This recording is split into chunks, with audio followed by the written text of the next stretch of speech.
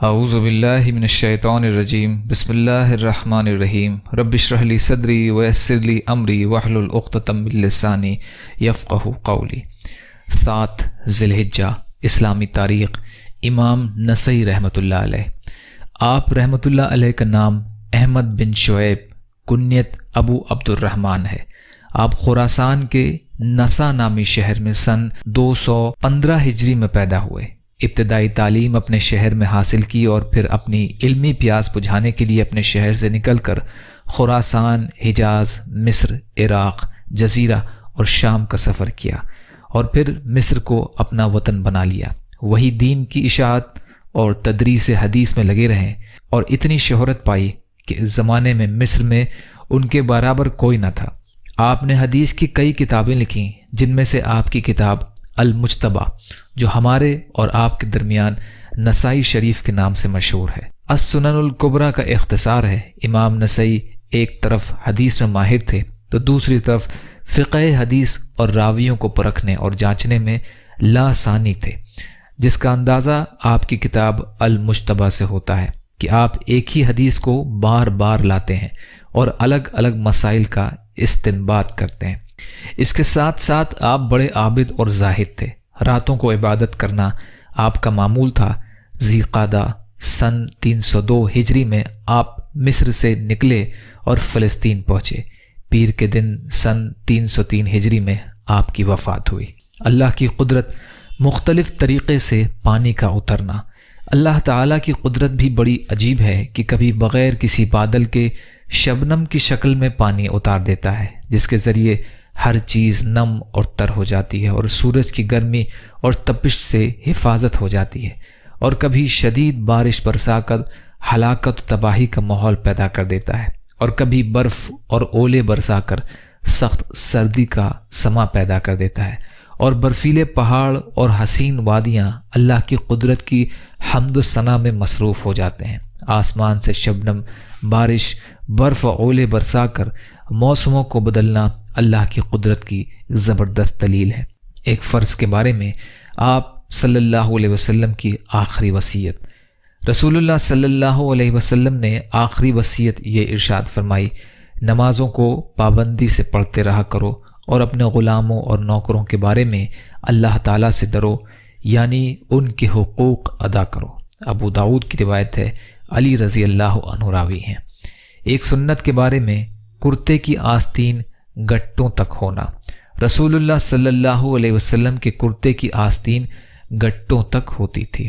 ابو داؤد کی روایت ہے، اسما بنت یزید رضی اللہ تعالی عنہا راوی ہیں۔ ایک اہم عمل کی فضیلت، عرفہ کے دن روزہ رکھنا۔ رسول اللہ صلی اللہ علیہ وسلم نے فرمایا، عرفہ کے دن کا روزہ رکھنا ایک سال اگلے ایک سال پچھلے گناہوں کو معاف کرا دیتا ہے۔ صحیح ابن خزیمہ کی روایت ہے۔ یہ ایک گناہ کے بارے میں نماز دکھلاوے کے لیے پڑھنا۔ رسول اللہ صلی اللہ علیہ وسلم نے فرمایا، جو شخص نماز کو اس لیے پڑھے تاکہ لوگ اسے دیکھیں اور جب تنہائی میں جائے تو نماز خراب پڑھے تو یہ ایسی خراب بات ہے جس کے ذریعے وہ اللہ کی توہین کر رہا ہے۔ بیہقی کی روایت ہے، ابن مسعود رضی اللہ عنہ راوی ہیں۔ دنیا کے بارے میں دنیا سے بچو۔ رسول اللہ صلی اللہ علیہ وسلم نے فرمایا، یہ دنیا میرے سامنے ظاہر ہوئی تو میں نے اس سے کہا، تو مجھ سے دور ہٹ جا۔ پھر وہ جاتے ہوئے کہنے لگی، آپ صلی اللہ علیہ وسلم تو مجھ سے بچ گئے ہیں، مگر آپ صلی اللہ علیہ وسلم کے بعد آنے والے مجھ سے نہ بچ سکیں گے۔ بیہقی فی شعب الایمان کی روایت ہے، ابو بکر صدیق رضی اللہ عنہ راوی ہیں۔ طب نبوی سے علاج، آسیبی اثرات کا علاج۔ حضرت ابو لیلہ رضی اللہ تعالی عنہ فرماتے ہیں کہ میں خدمت نبی میں حاضر تھا کہ ایک دیہاتی آیا اور کہنے لگا، میرے بھائی کو تکلیف ہے۔ آپ صلی اللہ علیہ وسلم نے دریافت فرمایا، کیا تکلیف ہے؟ اس نے کہا، کچھ اثرات ہیں۔ آپ صلی اللہ علیہ وسلم نے فرمایا، اسے میرے پاس لاؤ۔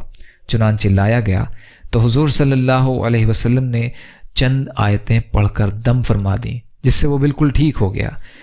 وہ آیتیں یہ ہیں، سورہ فاتحہ، سورہ بقرہ کی 4 آیتیں اور درمیان کی 2 آیتیں، اور وَإِلَٰهُكُمْ إِلَٰهٌ وَاحِدٌ آیت الکرسی، اور سورہ بقرہ کی آخری 3 آیتیں، اور سورہ آل عمران کی 1 آیت شہد اللہ، اور سورہ اعراف کی ایک آیت ان ربکم، اور سورہ مومنون کی ایک آیت ومن یدعو مع اللہ، اور سورہ جن کی ایک آیت وانہ تعالی، اور شروع سورہ صافات کی 10 آیتیں، اور سورہ حشر کی آخری 3 آیتیں، پھر قل هو اللہ احد، قل اعوذ برب الفلق، اور قل اعوذ برب الناس۔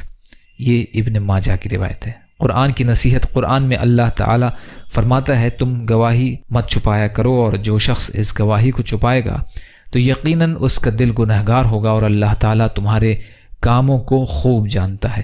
سورہ بقرہ کی آیت کا ترجمہ ہے۔ یا اللہ ہم سب کو کہنے سننے سے زیادہ عمل کی توفیق عطا فرما۔ یا اللہ جو مظلوم ہیں، پریشان حال ہیں، بیمار ہیں، قرض میں ہیں، بے روزگار ہیں، محتاج ہیں، ان کی مدد فرما۔ یا اللہ جو دنیا سے ایمان کی حالت میں چلے گئے ان کی مغفرت فرما۔ یا اللہ صبر شکر اور اچھی طرح عبادت کرنے والا بنا۔ یا اللہ اپنے حلال میں سے دیجیے، اپنے حرام سے بچائیے، اپنے غیر سے بے نیاز کر دیجیے۔ جو مانگا وہ بھی عطا کر دیجیے، جو بھول گئے ہوں اپنے فضل کرم سے عطا فرمائیے۔ ربنا تقبل منا انک انت السمیع العلیم۔ سبحان ربک رب العزت عما یصفون وسلام علی المرسلین والحمد للہ رب العالمین برحمتک یا ارحم الراحمین۔ لا الہ الا اللہ محمد رسول اللہ۔ السلام علیکم۔